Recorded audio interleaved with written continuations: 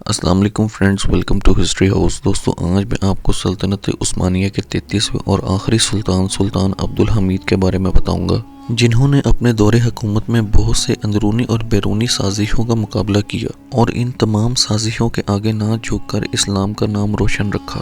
مگر آپ سب سے پہلے گزارش ہے کہ اگر آپ نے اس چینل کو سبسکرائب نہیں کیا تو اس چینل کو سبسکرائب کریں اور ساتھ میں دیے ہوئے بیل آئیکن پر کلک کریں، جس سے کہ آپ کو مزید نئی ویڈیو کے نوٹیفیکیشن ملتے رہا کریں۔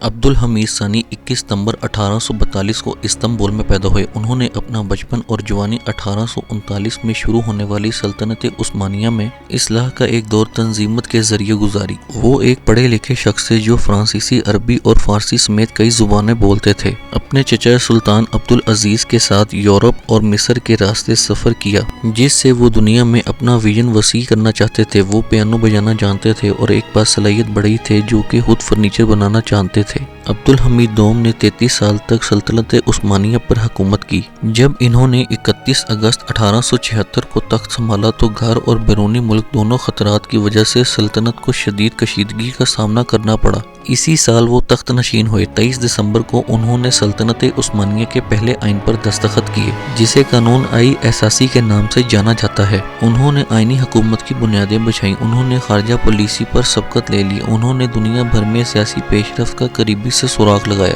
انہوں نے محل میں ایک انٹیلیجنس سینٹر قائم کیا۔ سلطنت عثمانیہ پر لکھے گئے تمام مضامین اس مرکز میں لائے گئے اور ان کا جائزہ لیا گیا۔ اس کا بنیادی مقصد سلطنت کے لیے امن کی ضمانت تھا۔ انہوں نے عثمانی امور میں مغربی مداخلت کی مخالفت کے لیے اسلامیت کی پالیسی اختیار کی۔ معاشی پالیسی میں انہوں نے سابقہ سلاطین کے اصولوں کو چھوڑا اور بیرونی قرضوں کی ادائیگی کو ترجیح دی۔ انہوں نے قرضوں کا ایک اہم حصہ ادا کرنے کے لیے 20 دسمبر 1881 کو یورپی قرض دہندگان کے ساتھ ایک معاہدے پر دستخط کیے۔ عبدالحمید نے بھی تعلیم میں اہم قدم اٹھایا۔ آپ نے پوری سلطنت میں مزدور اور فوجی اسکولوں کے لیے بہت سے پرائمری، سیکنڈری اور ہائی اسکولوں کے ساتھ ساتھ اسکول کھولے۔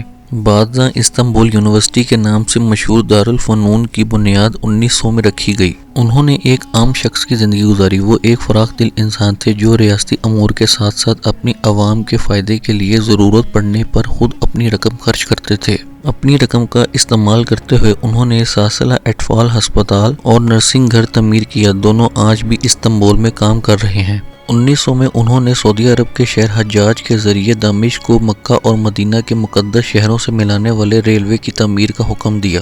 ریلوے لائن 1908 میں مقدس شہر مدینہ پہنچ گئی۔ کئی شہروں میں برقی ٹراموے کی لائنیں کھولی گئیں۔ حجاج اور بصرہ کے ذریعے ٹیلی گراف لائنیں قائم کی گئیں اور شاہراہوں میں توسیع کی گئی۔ وہ کھیلوں پر بھی اہمیت رکھتے تھے۔ انہوں نے ترکی میں 3 سب سے بڑے فٹ بال کلب اپنے دور حکومت میں قائم کیے۔ 13 اپریل 1909 میں عبدالحمید کی حکومت سے ناخوش اور بادشاہت کے متبادل کے متلاشی لوگوں کے ایک گروپ نے استنبول میں بغاوت کا آغاز کیا۔ خونی بغاوت 11 دن جاری رہی۔ اسی رات انہیں ملک بدر کیا گیا اور ان کو یونان بھیج دیا گیا۔ آپ کے خاندان کے افراد سمیت 38 افراد بھی شامل تھے۔ 3 سال بعد 1 نومبر 1912 کو عبدالحمید کو واپس استنبول بھیج دیا گیا، جہاں انہوں نے اپنی زندگی کے آخری دن اپنے محل میں گزارے۔ عبدالحمید 10 فروری 1918 کو استنبول میں انتقال کر گئے۔ پسند آنے کی صورت میں اس ویڈیو کو لائک کریں، دوستوں کے ساتھ شیئر کریں۔ ملتے ہیں ایک اور نئی ویڈیو کے ساتھ، تب تک کے لیے اللہ حافظ۔